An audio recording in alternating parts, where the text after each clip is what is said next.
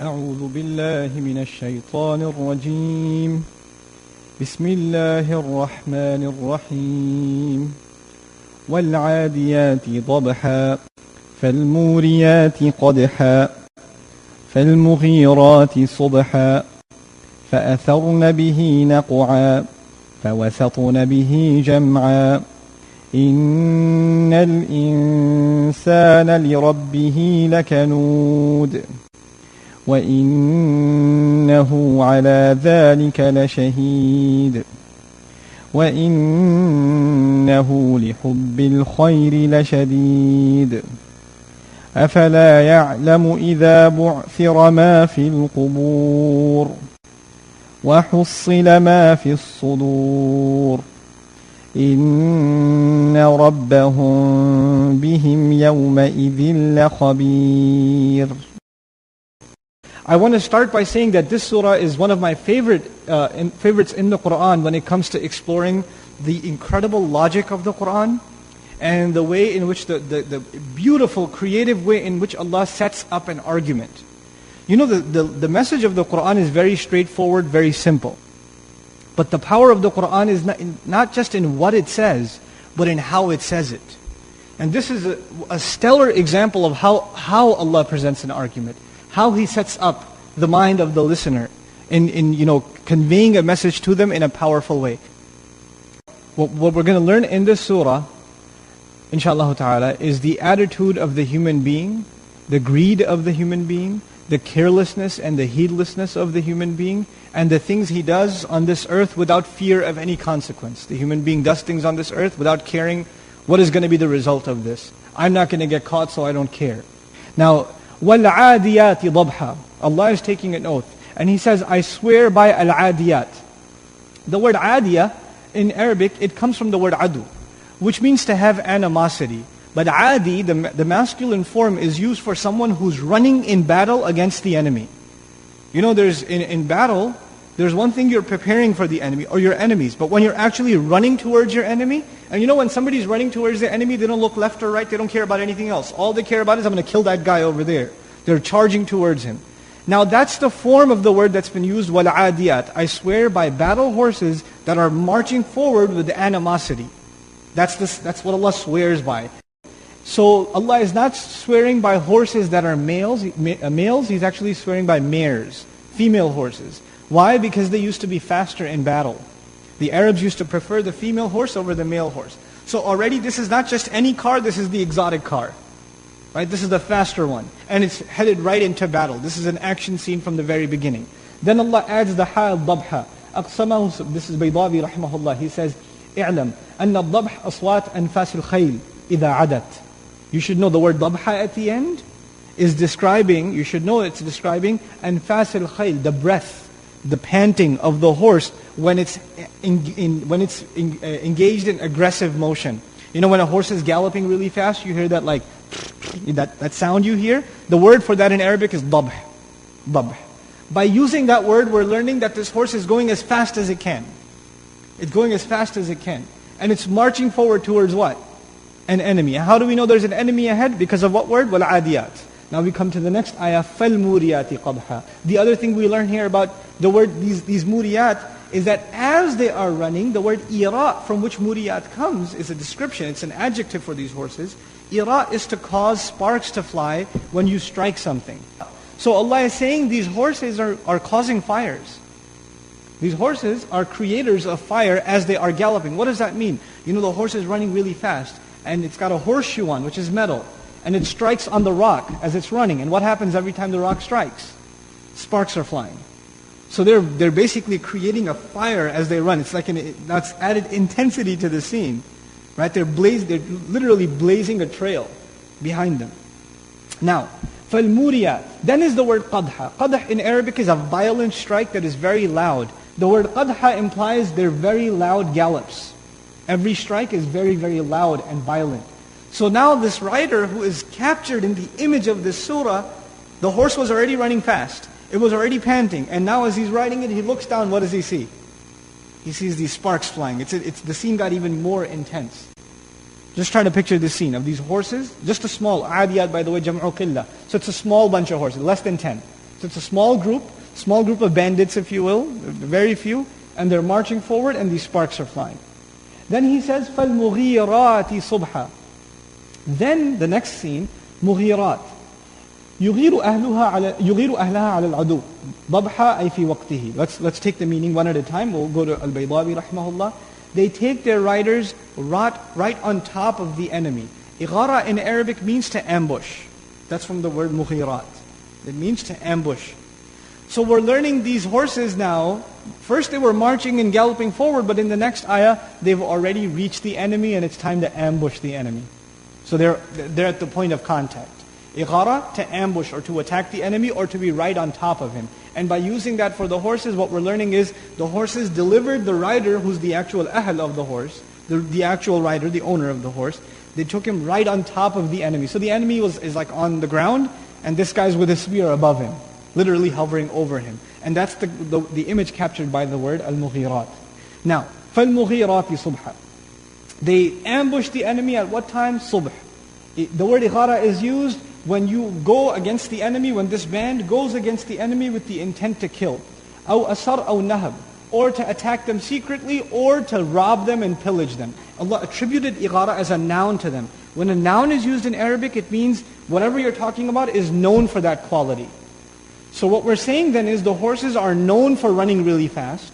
They are known that whenever they run, sparks fly. And they are known, these horses are known for being bandits and attacking the enemy. And they are also famous for doing that at what time? In the morning. Subhan. But if you know anything about attacking and robbing and pillaging, then you know the best time to do that is not the morning. The best time to do that is at night. When the enemy doesn't know where you came from, where you left. You can use the cloak of darkness to your advantage. But these guys over here that are being talked about, they don't care. They're attacking at what time? In the morning. Now we get into the heart of the matter where the action begins. فَأَثَرْنَا. Then they cause, these horses they cause. That's the feminine plural, atharna, noon and niswa. It's used for the horses because adiyat is plural. So they cause something to rise. Athara in Arabic is to cause something to rise. What is it that they cause to rise? Naq'a. Naq'a in Arabic is one of three words in the Quran used for dust. Naq'a is used in Arabic when something is moving really fast, like a car or a caravan or even a horse. You know when something moves really fast in the dust, what rises behind it? A cloud of dust, it leaves a trail of dust. So even if it's gone, you could see some horse went by here because I still see the cloud of dust, right? That cloud of dust is called naq'a. It's not just any dust, it's specifically the dust that rises up in the air when something moves by in really fast motion. فَأَثَرْنَا بِهِ نَقْعَ. We talked a little bit about فَأَثَرْنَا, we talked about naq'a. They cause to rise, that's atharna. Naq'a is the cloud of dust that they're causing to rise. But the word we're missing in the middle is bihi. So what is that bihi? The pronoun he, it referring to. It could be referring to makan. For example, وَقِيلَ الْمَعْنَى فَأَثَرْنَا بِمَكَانِ عَدُوِّهِنَّ نَقْعًا. In other words, when they attack, when the fighting begins, there's so much action on the ground that dust is rising and you can't even see your enemy. So once the battle begins, it's completely covered and engulfed in dust. You can barely see in front of you in the chaos of battle. That's one implication of bihi.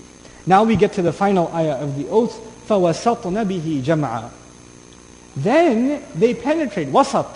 Wasat in Arabic is to penetrate right to the middle of something. The word jam'a could be applied to the horses, these guys that are attacking. Jam'a could also be used for the enemy. Meaning they went right into the heart of the entire gathering. Now you can imagine, the enemy also has line 1, line 2, line 3. You know how soldiers stand in lines? And these guys, it's almost like they formed a spear and they penetrated right through those lines, crushing their way in. And where are they now? In the middle. And when they're in the middle, where's the enemy? Before the enemy was in front of them, but now when they're in the middle, where's the enemy? All around them. The enemy's all around them. فَوَسَطْنَ بِهِ جَمْعًا. Now, when I stop here, I wanted to give you some background about the word ba a little bit. فَوَسَطْنَ بِهِ. Bi could be transitivity, we said taking advantage of the dust. But also ba here could mean al-haliya, which means immediately as the dust cloud rises, immediately, there's no hesitation. They go right into the heart of the battle. Okay. Now it's a climactic moment. You want to know what happened next. That's what you want to know really badly. Now at that point, Allah says what He wanted to say all along.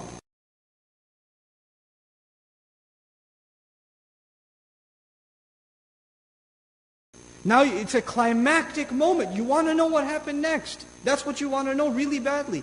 Now at that point, Allah says what He wanted to say all along. Allah says, إِنَّ الْإِنسَانَ لِرَبِّهِ لَكَنُودٌ. No doubt the human being is truly disloyal to his master. Allah says the human being is not loyal to his master at all, for sure. SubhanAllah. We find a Shawkani commenting, Qanud also means cutting apart, to disassociate, to separate. Meaning the human being separates himself from the mastery and the slavery to Allah. He disassociates himself. This is a special type of ingrate, Qanud. First of all, this is sighatul mubalagha, so it's extremely ungrateful. It's not just ungrateful, it's extremely ungrateful. How do we know that? Because of the wow. In Qanud, this is sighatul mubalagha. Okay? One who remembers and makes only mention of the problems and complaints and never makes mention of favors. That's the kind of person that's called Qanud. So Allah Azza wa Jalla says, إِنَّ الْإِنسَانَ لِرَبِّهِ لَكَنُودٌ. Especially when it comes to his master, he is extremely ungrateful. Extremely, the word Qanud also includes disloyal, has no loyalty. وَإِنَّهُ عَلَى ذَلِكَ لَشَهِيدٌ. And there is no doubt that he, meaning the human being, especially when it comes to that, is truly a witness. Shaheed is sifa mushabbaha, and this is what we say something happening all the time. So the human being is a witness to his disloyalty when? All the time. It's not just one occasion. It's not just one scene that was just described. For this scene, he was shahid. But now that he's come to this realization, he himself is a witness against himself all the time. All the time. The biggest testimony against you is your own self. Allah captures this in another place in the Quran. He says, بَلِ الْإِنسَانُ عَلَى نَفْسِهِ بَصِيرًا وَلَوْ أَلْقَى مَعَاذِيرًا. No, the human being is in full view against his own self, even if he makes excuses. Then Allah goes further. Incredible ayah. وَإِنَّهُ لِحُبِّ الْخَيْرِ لَشَدِيدٌ. First of all, li in Arabic is used for li ajl. It's harf ajl. It's the purpose. It's a word that gives purpose. Allah did not say for wealth. His love is intense. The word for is not used with wealth. The word for is used with love. Innahu li hub. Not lil khayr, but li hub. Li hubbil khayr. For the love of wealth, he is severe. He's intense. What does that mean? The word hub, if you look at the linguistic meaning in the Arabic language, we find as follows.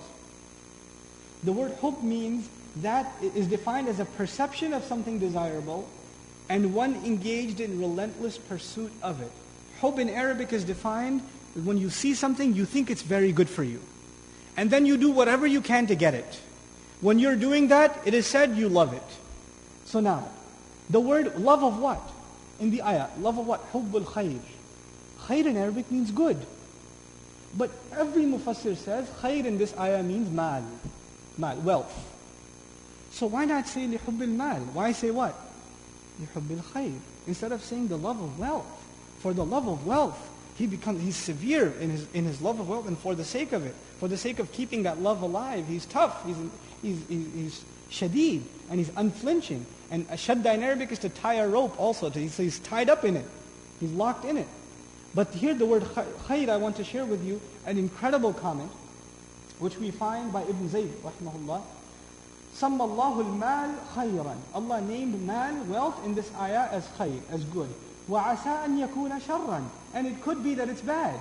Isn't that true? Wealth could be good and wealth could also be bad. So how come? وَلَكِنَّ النَّاسِ يَجِدُونَهُ خَيْرًا فَسَمَّاهُ خَيْرًا. It's because people always think of wealth as what? Good. So Allah called it good because Allah is basically translating the mentality of the kafir. For the kafir, there's no difference between wealth and good. Oh, you think that's good? Basically, what we're learning here is Allah Azza wa Jalla is being sarcastic. Oh, this is what you think is good? This is what you have so much love for and it's so intense for you? For the sake of preserving that love, you are so bent upon it and so intense? SubhanAllah. إِنَّهُ لِحُبِّ الْخَيْرِ لَشَدِيدٌ. SubhanAllah. أَفَلَا يَعْلَمُ. Allah poses a question. Does he not already know? Does he then not know? إِذَا بُعْثِرَ مَا فِي الْقُبُورِ. When? Does he not know of the time when whatever is in the graves will be not just turned upside down or brought out, Ba'thara in Arabic is a compilation, according to Raghib al-Asfahani, of ba'atha and a'thara. There are two words in Arabic that come together and make the ruba'i ba'thara. What the verb means is, you know how you have a box full of stuff and you stick your hand in it to find something? And you're throwing everything around until you find that one thing you were looking for? To basically turn things upside down to pull something out. Allah uses that verb for what's going to happen in the graves. أَفَلَا يَعْلَمُ إِذَا بُعْثِرَ مَا فِي الْقُبُورِ Like you're going to be yanked out of your graves like junk out of a box. SubhanAllah. Doesn't he know of the time when whatever's in the graves will be yanked out like this and pulled out from deep within? He said, well, doesn't he know when everything in the graves will come out? And then he says, SubhanAllah, how he completes the subject from Surah Al-Zilzal. وَحُصِّلَ مَا فِي الصُّدُورِ حُصِّلَ أو جُمِعَ مُحَصَّلًا في الصحف أو ميز ما في الصدور من خير أو شر. The word tahsil in Arabic, حُصِّلَ, rough translation, whatever is in the chest will be brought out. That's how it's commonly translated. But tahsil in Arabic means to peel and extract something. From like you know how banana, you peel it and you take the banana out. Now imagine like you have mango or other fruits. You peel them, you get the inside, the meat of it, the mush that you really want, and you put it together and you pile it up together. Allah uses that word for what's in the chest. Everything will be scraped out of the chest. Like the chest will be peeled off and everything on the inside will be scraped out. If you remember something about the last surah, we studied فَمَنْ يَعْمَلْ مِثْقَالَ ذَرَّةٍ شَرًّا يَرَهُ وَمَنْ يَعْمَلْ مِثْقَالَ ذَرَّةٍ خَيْرًا يَرَهُ. The previous surah mentioned the smallest deed, amal. مَنْ يَعْمَلْ amal. But actions are not in the chest. What's in the chest? This ayah is about the chest, right? The last ayah mentioned the smallest deed. And this ayah is going even further. Not even a deed, what you are hiding inside. And what are we hiding inside? The surah already mentions hubbul khair. The human being is hiding what inside? First of all, he's hiding a testimony of his disloyalty to Allah. That's what is in the chest already now. The other thing he's hiding is the love of wealth. The love of wealth. And this will be scraped out of him. So the previous ayah mentioned amal, and this surah mentions what's in the chest, the intent, the motives, the testimony on the inside, subhanAllah, completing the picture. Now you can say, إِنَّ رَبَّهُمْ بِهِمْ يَوْمَئِذٍ لَخَبِيرٌ. There is no doubt, their master, especially in regards to them, meaning these kuffar, who think there's nobody watching them, nobody knows what's in their heart, nobody knows what they did. Especially in regards to them. Why did I say especially? Because bihim is muqaddam. We don't say inna rabbahum yawma idhin la khabirun bihim. If bihim was at the end, I wouldn't say the word especially. But this is ikhtisas, li'annahu yuqaddam. Right? So inna rabbahum bihim yawma idhin la khabir. Their master, no doubt, especially in regards to them, on that day, he will especially have khabar of them. He will be khabir of them. Fully aware. Fully knowledgeable. The word khabir, rhetorically in the Arabic language, is more powerful than alim. To be fully aware of the reality of something in every one of its details, inside and out. Why is that word more appropriate in this case? It's more appropriate because now we've come to the point where not only does Allah know what's on the outside, but also what's on the inside. We conclude this surah with a discourse on how the beginning of its rhetoric is tied to its end. The surah begins with the carefree who pillages and robs and is not worried about the consequence. Who doesn't think anybody knows what's going on. Nobody knows what happened here. Nobody will keep record. But the surah ends with someone who had full news and is fully aware with every last detail on what he did on the outside and what he's keeping on the inside. إِنَّ رَبَّهُمْ بِهِمْ يَوْمَئِذٍ لَخَبِيرٌ بارك الله لي ولكم في القرآن الحكيم ونفعني وإياكم بالآيات والذكر الحكيم والسلام عليكم ورحمة الله وبركاته.